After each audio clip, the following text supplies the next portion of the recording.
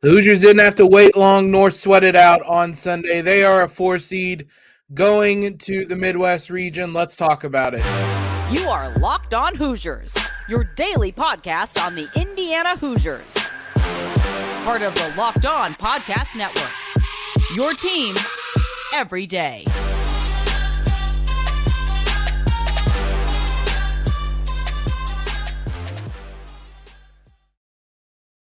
What is up, everybody? Welcome into this Selection Sunday edition of Locked On Hoosiers. I'm your host, as always, Jacob Rude. I want to thank you guys for making us your first listen every single day, especially on this Sunday as we react to the Hoosiers getting into the NCAA Tournament as a 4 seed.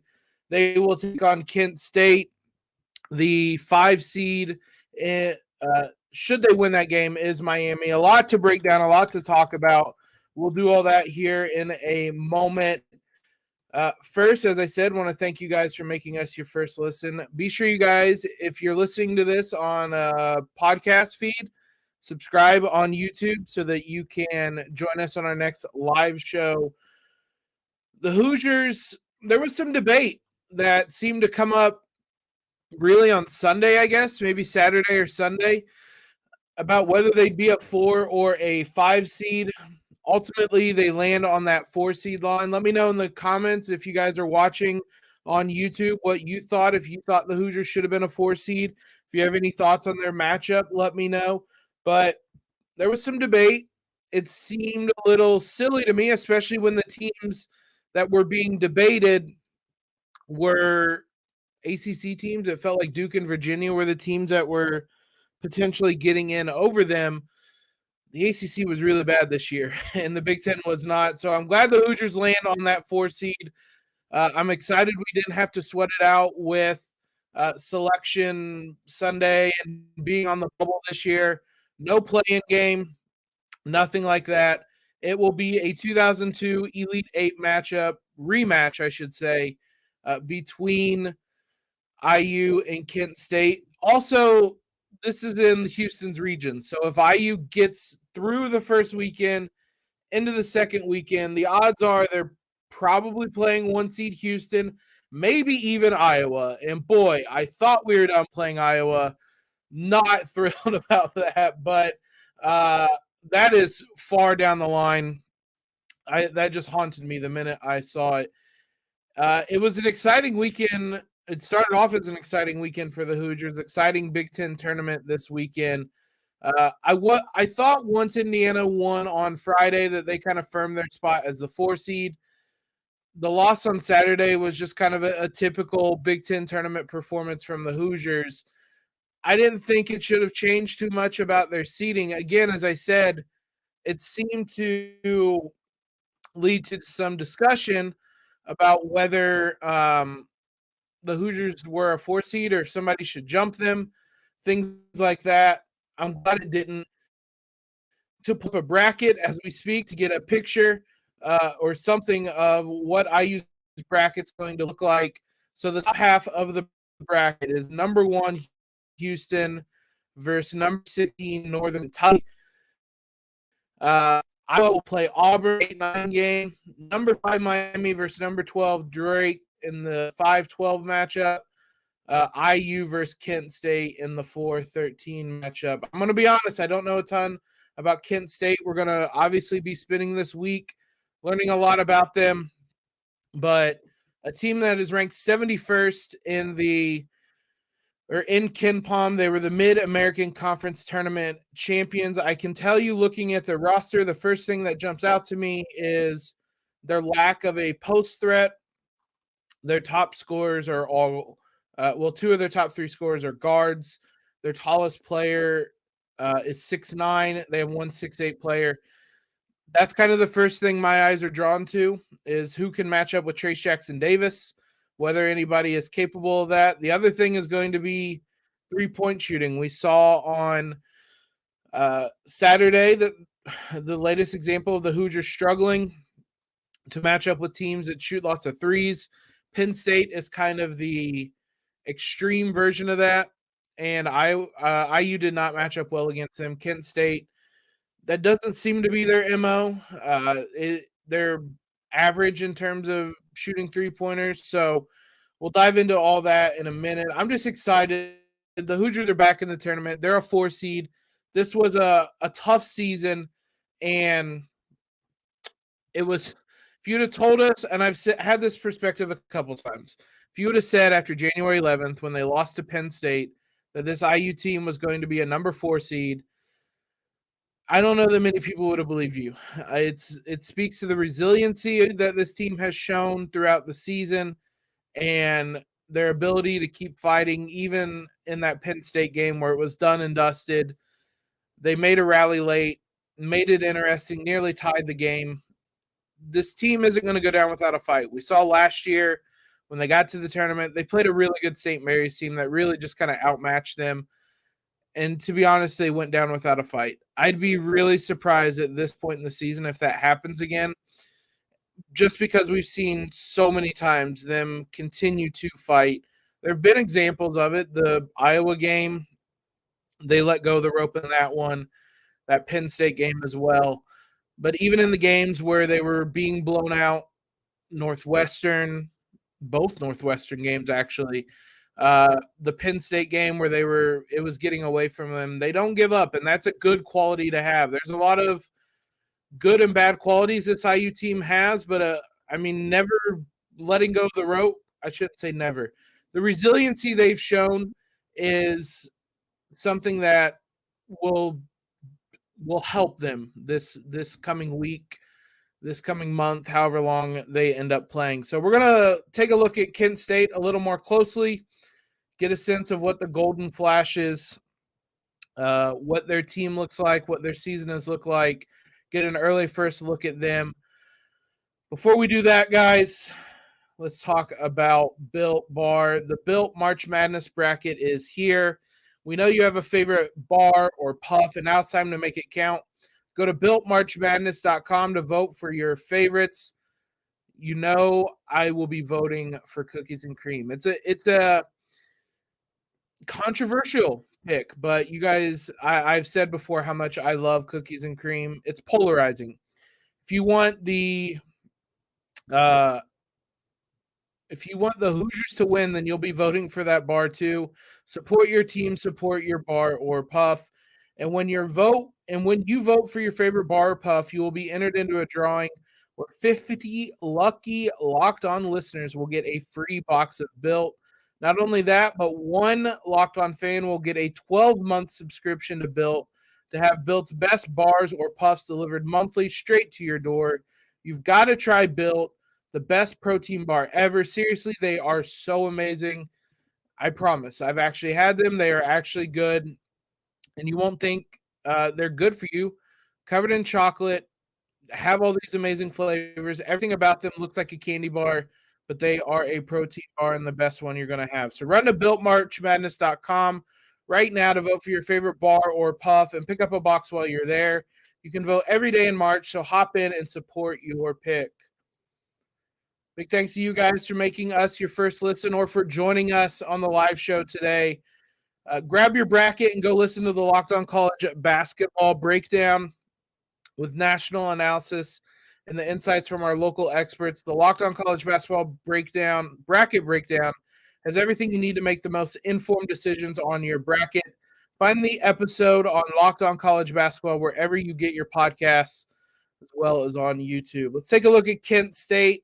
For those watching on YouTube live or after, I'm going to share the screen here so you guys can see what I'm looking at when it comes to Kent State. 28-6, the record on the season. They were 15-3 in the Mid-American Conference. They played a couple of tough teams, a couple of tournament teams. Charleston, a tournament team, they lost by 2.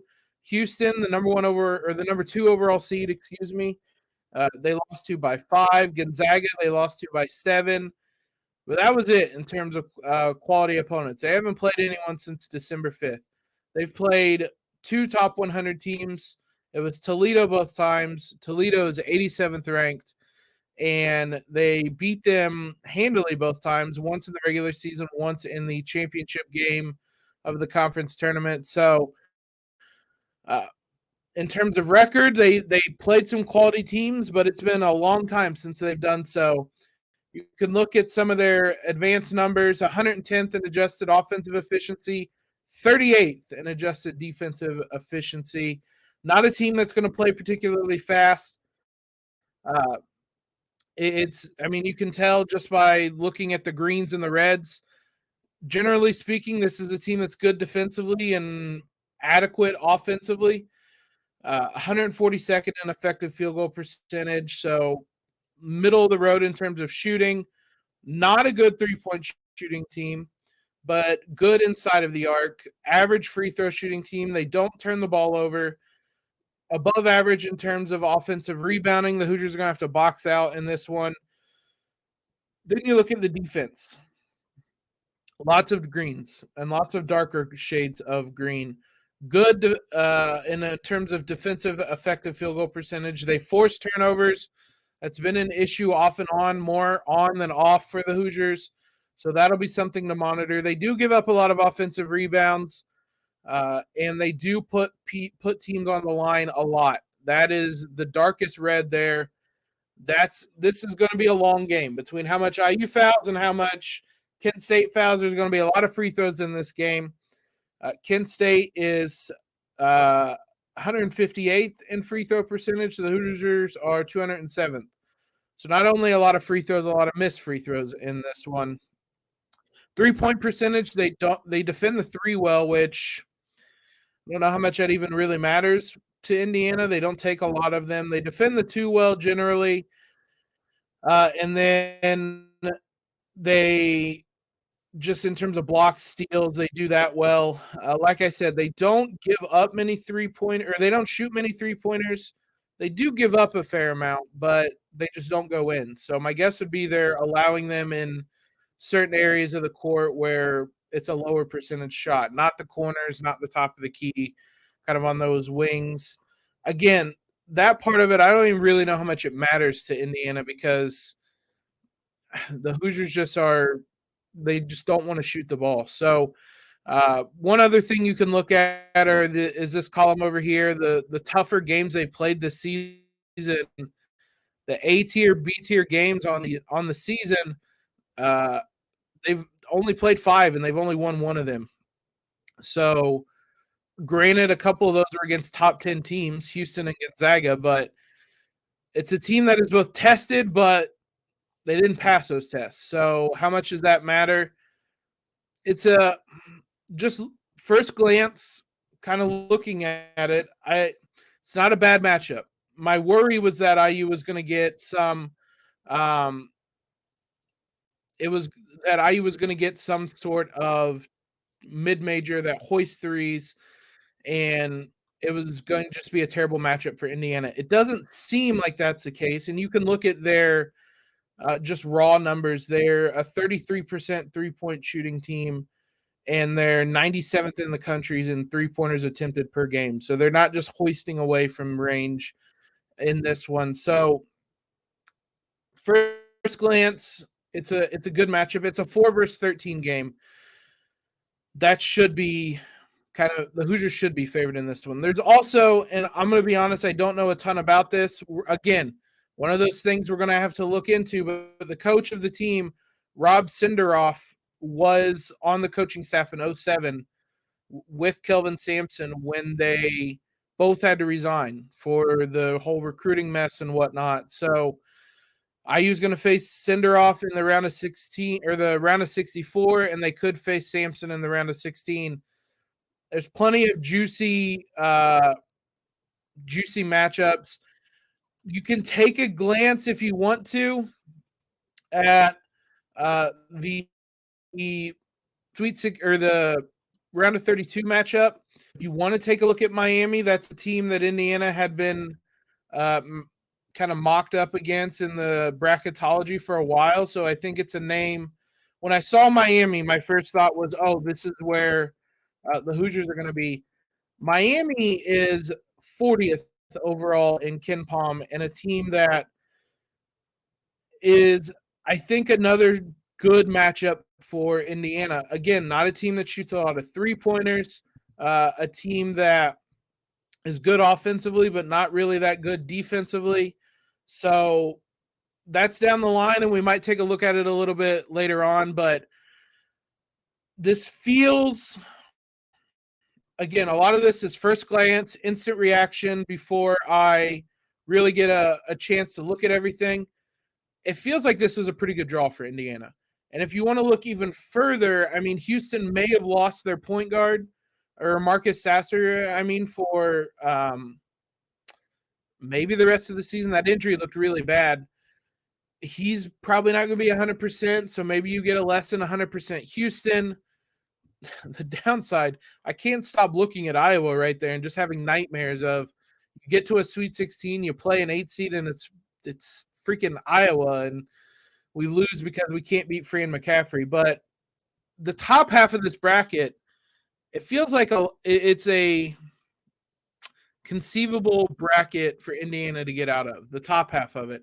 I haven't looked a ton at the bottom half because you're so far down the line at that point that it's not, you're doing a lot of projecting at that point. And as I'm looking, Purdue ended up getting a 1 seed. They won the Big Ten tournament on Sunday. IU avoided that matchup again. Hey, it was 5,000 IQ. The Hoosiers wanted to stay undefeated against Purdue this season. So there wouldn't be a Purdue IU matchup unless they both made the national championship game, and that's not happening. Let me know what you guys think in the comments on Twitter. Whatever you're listening to this, let me know. Is this a favorable draw for the Hoosiers? Is it stay a team you're worried about? Houston, any of your thoughts on that? Let me know. We can dive into that here in just a moment. First, I want to talk to you guys about FanDuel. The midway point of the NBA season is here, but more importantly, it's March. Like, there's not a better time to be betting than March and during the NCAA tournament. There's not a better time to join FanDuel than right now because new customers get a no-sweat first bet up to $1,000. That's bonus bets back if your first bet does not win. Just download the FanDuel Sportsbook app. It's safe, secure, and super easy to use. Then you can bet on everything from money line to point scores and threes drained. Most importantly, or most profitably, FanDuel even lets you combine your bets for a chance at a bigger payout with a same game parlay. I've used it before. I've won before. It makes you feel really good when you see those same game parlay hits. So don't miss your chance to get your no sweat first bet up to $1,000 in bonus bets when you go to FanDuel.com/lockedon. That's FanDuel.com/lockedon to learn more. Make every moment more with FanDuel, an official sports betting partner of the NBA. I've had Twitter pulled up. It seems like the general reaction is a positive one for IU fans on looking at this bracket. It really feels like a good draw for the Hoosiers. I was concerned, and you have thoughts dating back to the IU Kentucky game we had to suffer through one year, and just how awful that was. So, IU versus Miami. If you want to look that far ahead, I don't want to jinx things. Knock on wood, but IU Miami feels like a matchup that wouldn't be the worst for Indiana and would be a pretty good matchup. I would like Indiana in that. And as a 4 seed, IU should be favored.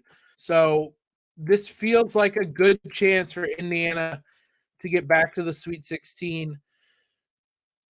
That alone feels like it would be an accomplishment this season. We discussed that before as to what be an accomplishment for this team. Getting to the Sweet 16 at this point, this is a good draw. You should be getting to the Sweet 16 against this draw. And at that point, depending on who you're playing, it might be a little bit of house money, but going up against maybe a weakened Houston team, we'll see. There's going to be a lot of storylines in terms of already with Sinderoff being on the coaching staff before, and especially if Calvin Sampson is the opponent after the first weekend. So that will certainly be surrounding this game. I don't know how much it really is going to matter to the players and the coaches, but it's going to be kind of a narrative around this game. It's going to be a fun March. I can certainly say that. This isn't the only Selection Sunday for today for you guys watching live. We're not going to go live for the women's Selection Sunday.